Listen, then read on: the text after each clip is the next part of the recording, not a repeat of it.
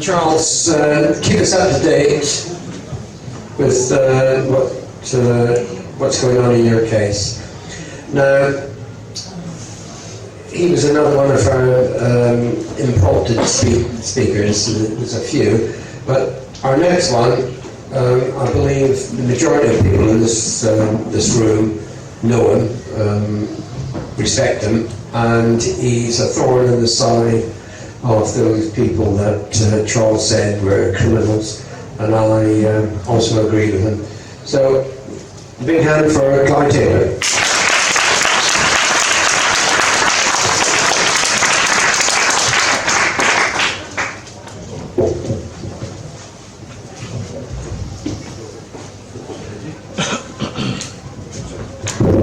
Hello? Yeah.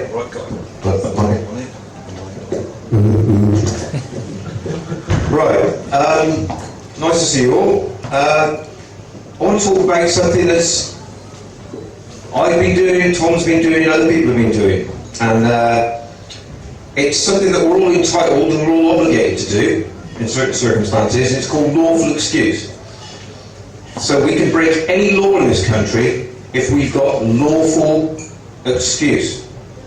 So, for instance, if someone goes, as Tom was telling me, someone goes into a shop because they're starving, hungry, they steal a packet of biscuits, they're entitled to plead not guilty. They don't plead not guilty, they plead lawful excuse.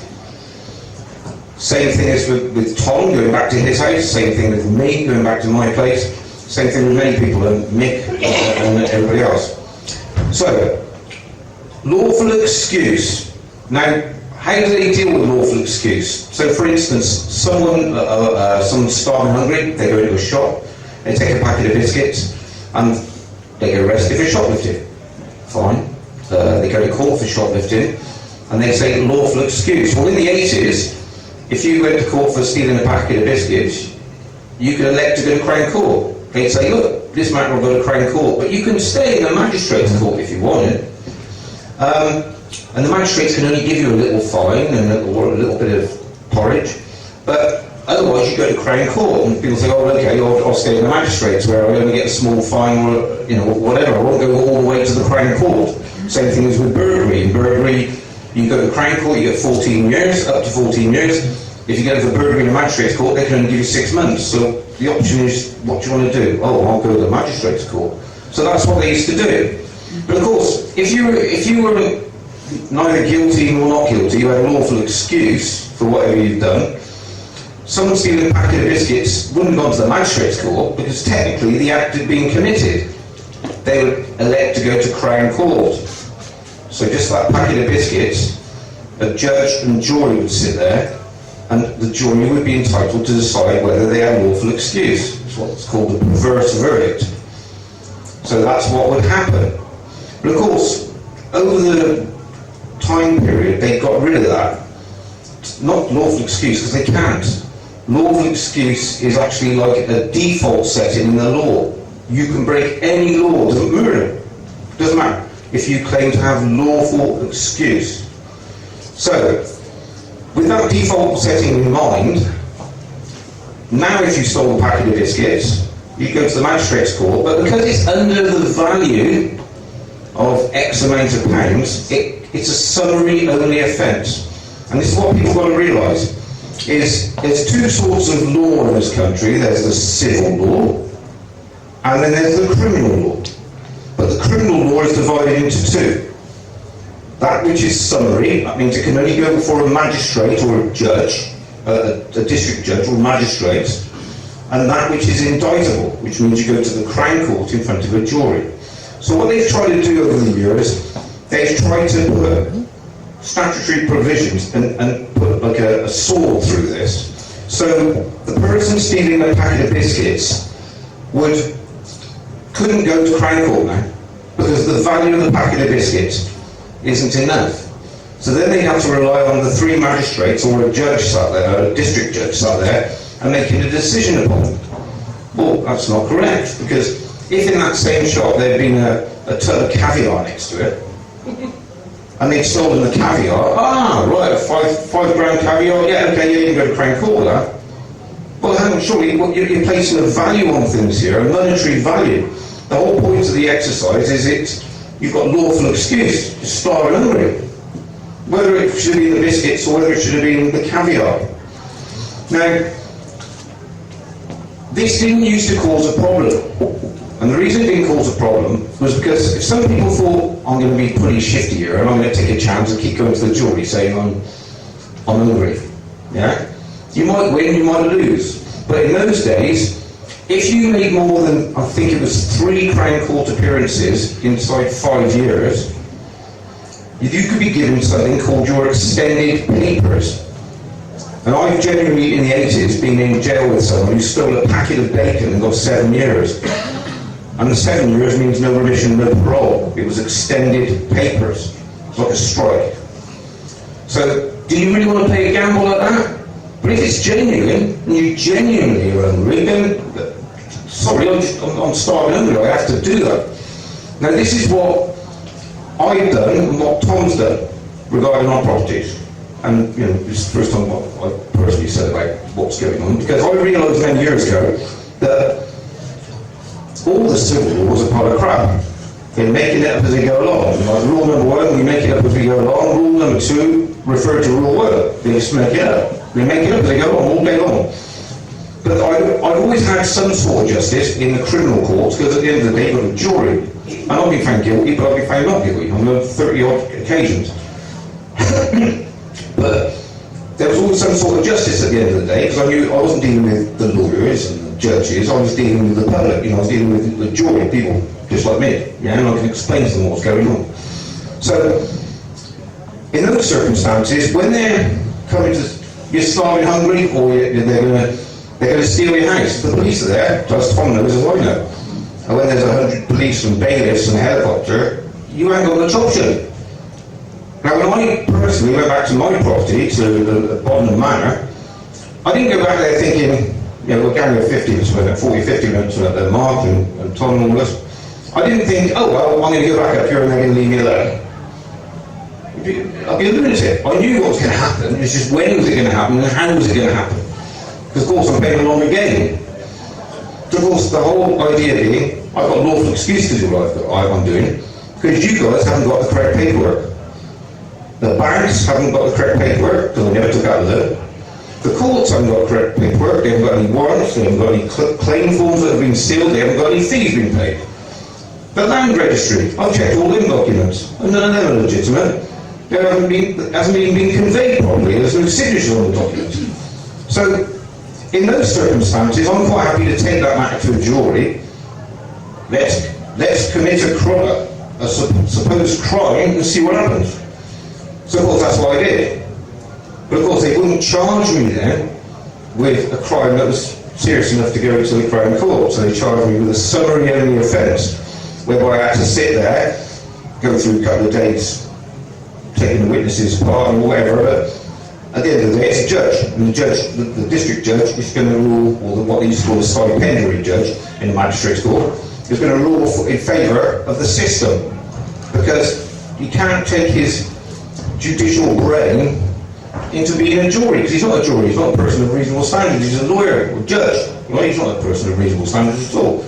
So he has to apply his judicial mind to the rules. And so that's what happened with me, of course.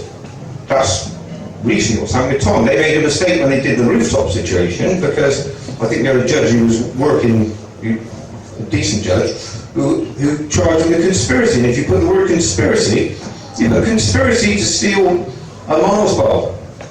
Then you go to the Crown Court. You wrote conspiracy takes you to Crown Court straight away. So you immediately got the jury, and of course they're more frightened of the jurors than we are. Because the jurors are just us. They're frightened to death, the jurors. Frightened to death. They don't want things in front of the jury, because then all of a sudden, a perverse verdict, they're nailed. So what they did with Tom's case, recently, and I won't go into too much because it's still ongoing, but what they've done is they said, right, all we can deal with is the land registry document. Who is on the land registry document? Never mind if it's been hacked or if, you know, who's ever's name's on the land registry document is what we deal with. And Tom's saying, lawful excuse. No. Tom said, burglary. I admit I was involved in a burglary. I was in the commission of a burglary. You caught me back at it. No, we're charging you criminal damage under £5,000. Because I was too frightened to go to a jury in case he gets a perverse verdict. Now,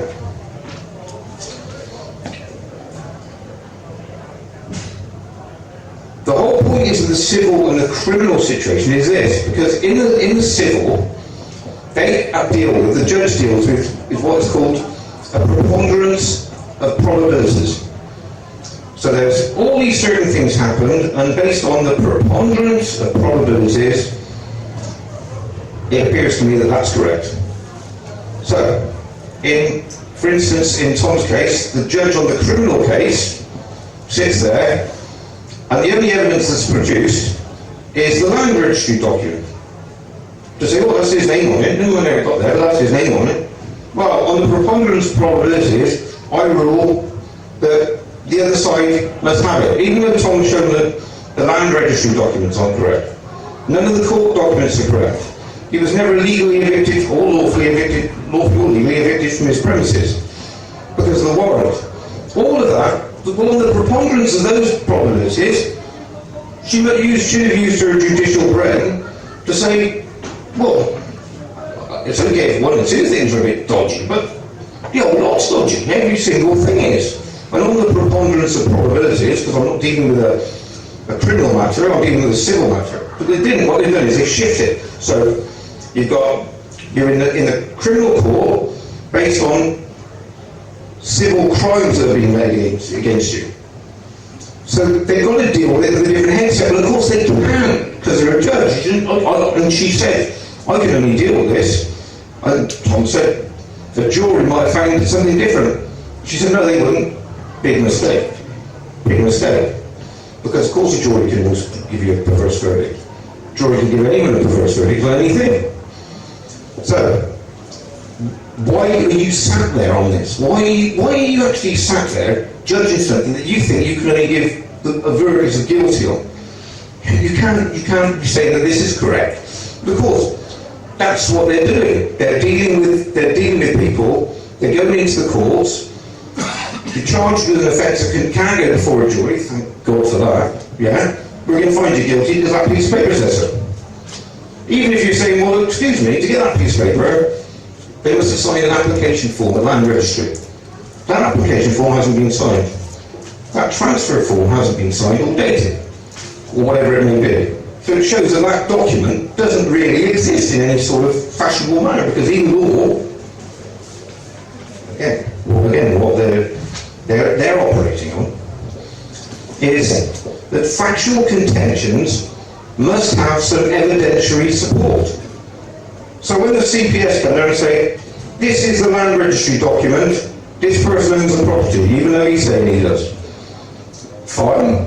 But he's saying he's got lawful excuse for his actions, that the land registry document is false.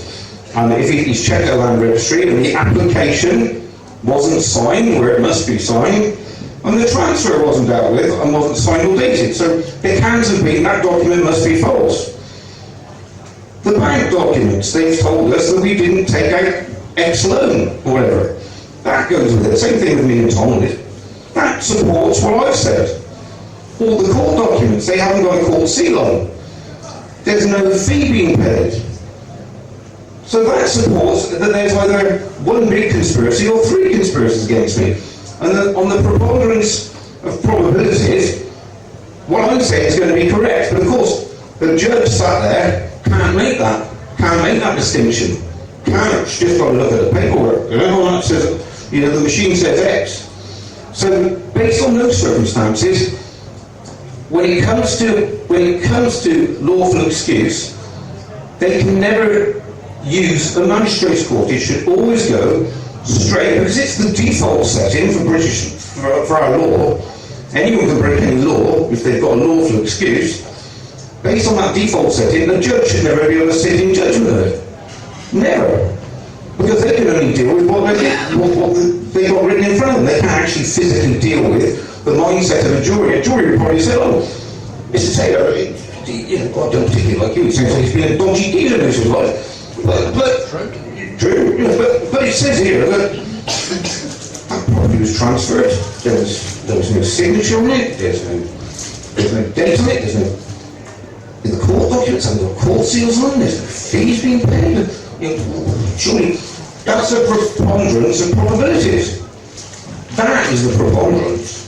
So we all know we're being scammed, but they're diverting our actual law, and so lawful excuse is what we should all refer to. And when Charles was saying what he's done, really truthfully, he's got a lawful excuse to do that. When you're being had over by the system, what do? You either accept it or you don't. And if you don't accept it, then you put up a fight. And you don't put up a fight because you think you're going to win. You know, somebody didn't go on the roof thinking, okay, he's still going to be there now. He's doing it for a reason. And the reason is to expose what's going on and let the jury of his peers make a decision based upon it. So, but we're getting very, very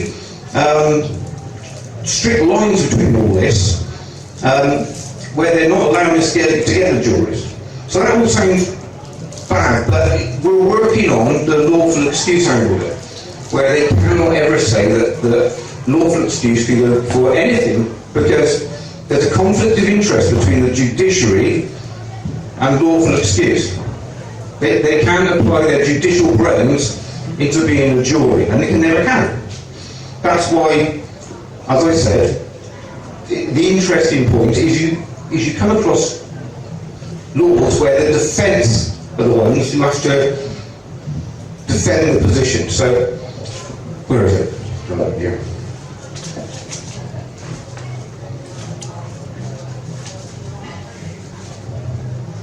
Yeah, here you go. Criminal cases where the burden of proof is on the accused.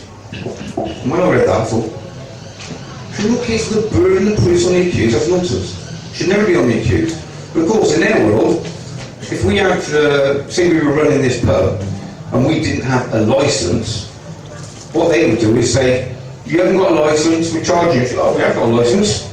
Well, the burden of proof is on you to produce the licence then.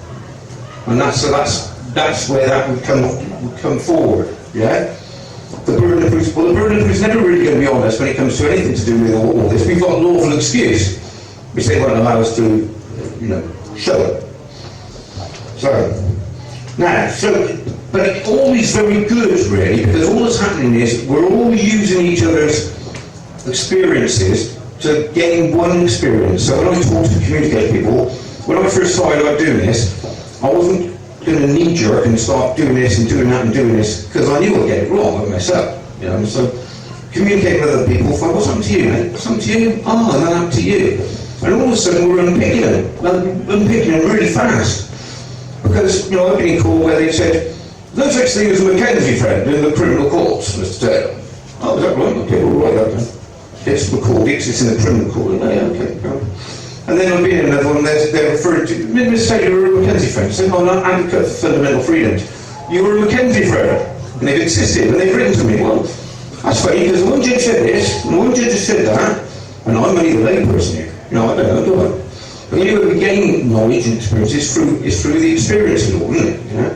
And so we're unpicking them to all these levels, and unpicking all these sort of little things that they say, one saying one thing, one saying another. And we're coming across some really good judges, which I never thought I'd hear saying. I mean, 6 years ago this week, we did the judge arrest in Birkenhead, and I mean, when we done that, it was like, I thought things were going to move forward rapidly. But of course they didn't, and, but the fact that all them hundreds of people got together just to do that showed quality. I thought, well, we're really going to sail it, but it hasn't happened. But people have tended to look at the internet more now, and there's far more communication about the subject. I get reams of stuff coming off people, they just don't bother turning up for events because they think they can catch up with YouTube later, which is sad. Yeah. But I mean, we've now got to the point where the judges were actually thinking, we can say, hang on, he's a gatekeeper. He's just going to keep this gate regardless, right? And he's going to put his foot in it, and he's going to say something really stupid. But that's okay, let him get on with it. Let him ridiculous himself.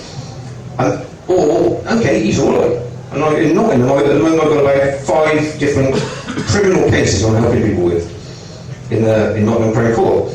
And one of the cases, which we've chipped away for years at this stuff, is I'm actually conducting a trial in Nottingham Crown Court, not Nottingham Crown Court, in May.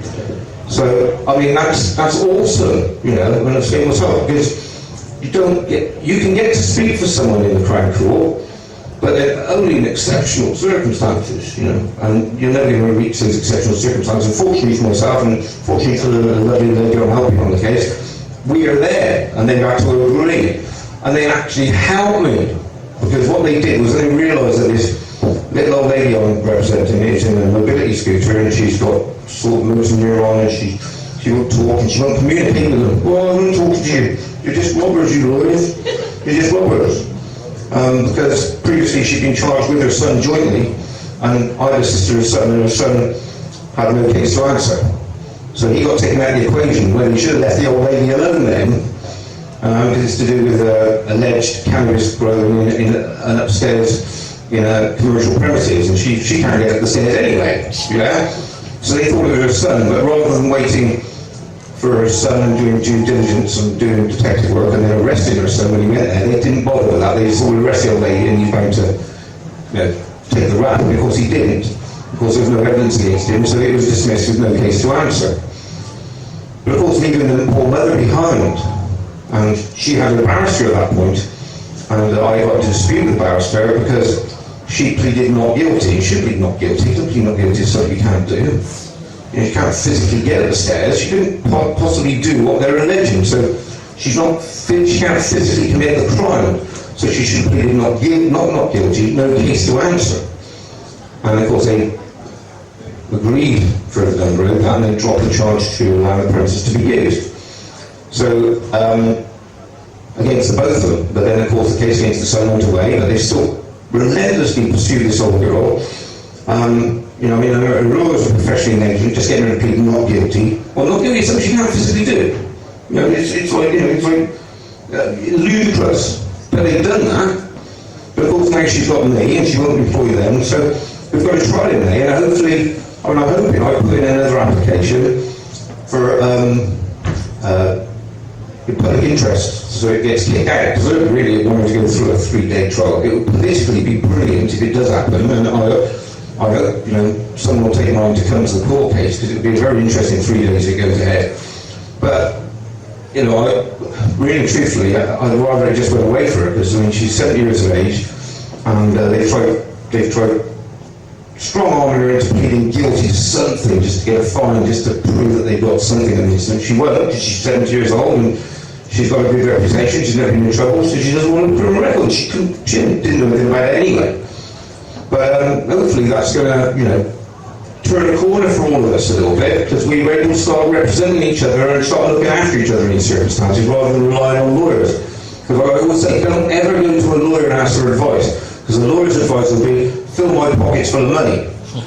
And, you know, you go there, you find out about the subject, find out what you need to do, and then you go there and you instruct your lawyer. I'll show you a perfect example of that.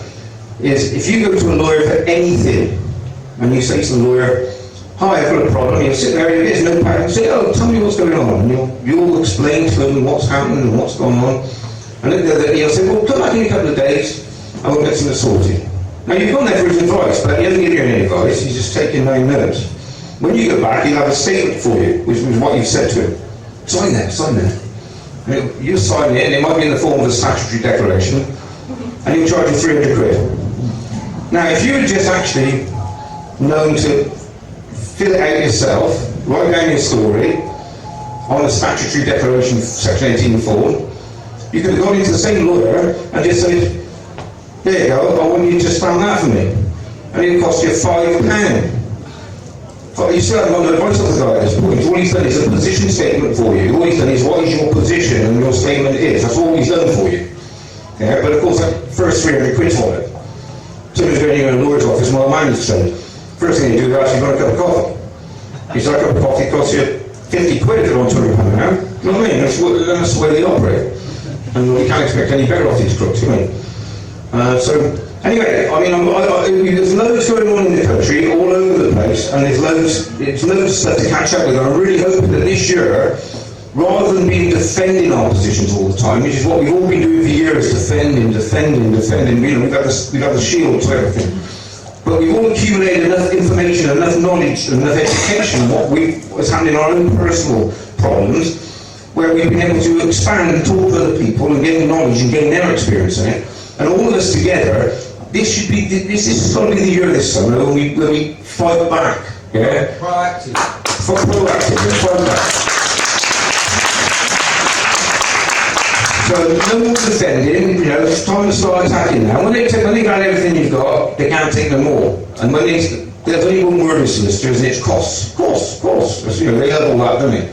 Well, there ain't no more costs to get, and all the costs are coming out of you when you're indemnity, you know, which is another issue, yeah? I mean, let's say about solicitors are the first line of attack against you. If you've got a problem with it, someone, they don't come to you, they send a solicitor. Well, the solicitor is the first one you attack. Because if there's any fraud, which there usually is in these matters, anything going on beyond the scenes, you inform the solicitor with a notice, and you inform them, hi, you're engaging in your client's activities are all illegal, based or unlawful, based on A, B, C, and D. You know, you're acting completely outside the boundaries afforded you by legislation, you're acting unlawfully. Now, there are circumstances that are going to give rise to a claim in this matter of at least £1 million per property, or whatever it is. And so please notify your insurers of this, and give them your indemnifiers' names and addresses. And of course, immediately they know that the insurance goes through the roof next year. So back them off that way, you know, and fight with their own tools, man. You know what I mean? Because that's what they do to us, you know. So anyway, all the best, and speak to you again soon.